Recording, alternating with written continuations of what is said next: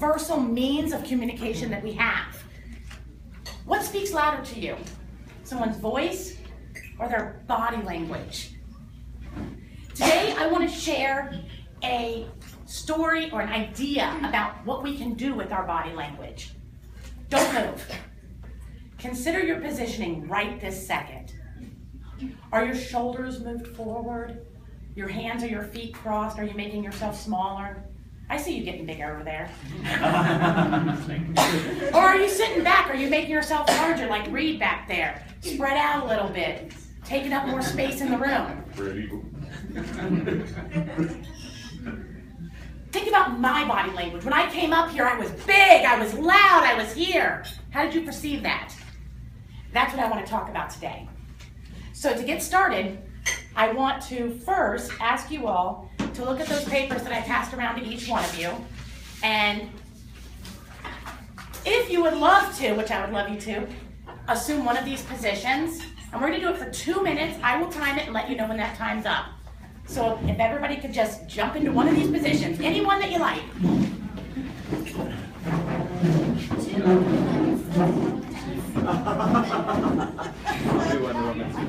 It's been well studied and well documented that nonverbal communication conveys a message to other people.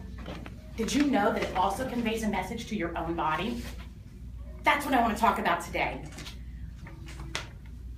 Last time I spoke, if you all were here, you remember my icebreaker speech where I talked about this feeling of being an imposter, this feeling of being a fraud, this feeling that I wasn't really as good as maybe other people. It was a difficult thing for me to overcome.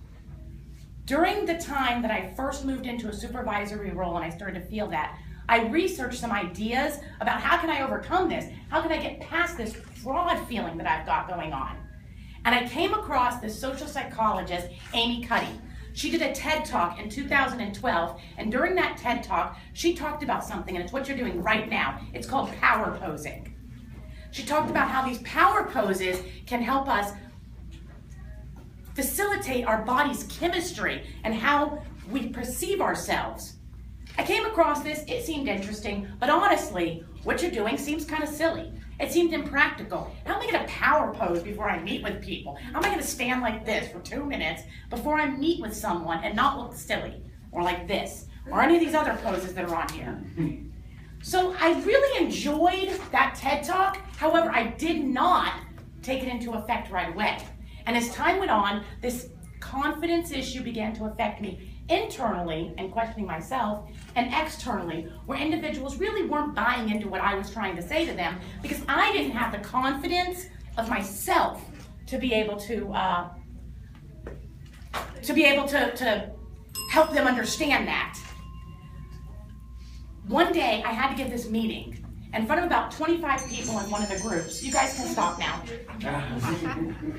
I had to do this meeting in front of one of the groups, and I had to go in there and tell them, you guys are working really, really hard, but you're not meeting the business expectations. That's a really hard thing to tell a group of 25 people all at once. In order to help you meet those expectations, we're going to change your job. We're going to ask you to do things a little bit differently. I was so nervous. I did not want to get up in front of a group of about 25 people and say this to them. Before that meeting, I remembered this TED Talk, and so I walked into the bathroom and I stood in the bathroom stall at my job like this for 2 minutes. I am positive if anybody had noticed what I was doing, they'd have laughed at me. But I did it for 2 minutes. Maybe this will work, it'll help me. I'm Superwoman. After my 2 minutes, I went into the meeting. I was the third person to go up. They had 2 other people before me who were going to say some things, and then I had to give the bomb, drop the big news. So during the meeting, I stood in the back of the room in a semi-Superwoman pose, trying to keep that confidence built up. When it was my turn to talk, I walked right up to the front, and I gave the information. I told this group of people, you may be working really hard, but it's not meeting expectations. Obviously, it was much longer than that, but that's basically what I had to say to them. When I delivered that, I was confident, competent, and in control. I felt great, and after I finished speaking, after I finished telling these people something really hard to hear, the entire room erupted in cheers. Whoa. I was completely shocked. How did this happen? Afterwards, they were coming up to me, telling me, you made me feel inspired. You stirred me. I'm so excited about these new changes. I can't wait to do these things. I was so scared they were going to be turning in their resignations in the next couple of days, but they weren't. I want to tell you how this works for a couple of minutes. In the animal kingdom, there's two reactions when an animal is faced with danger.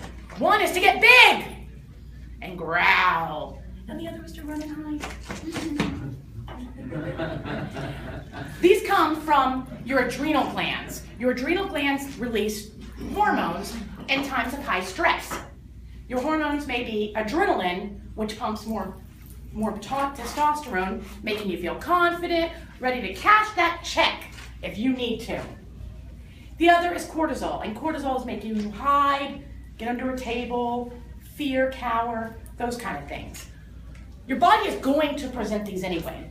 In the world, honestly, we came from an animalistic time. So while we see this in the animal kingdom, it works with us as well. When we're in high stress especially, that's when it works. So think about how each of you felt if you held that pose for the full 2 minutes. Did you feel a little more confidence? Maybe it was just a little. Maybe it wasn't as much. But next time that you're in a high stress situation, you're going to release cortisol or testosterone, period. Why not control which one it is? By assuming the power pose. So we'll get a little nostalgic here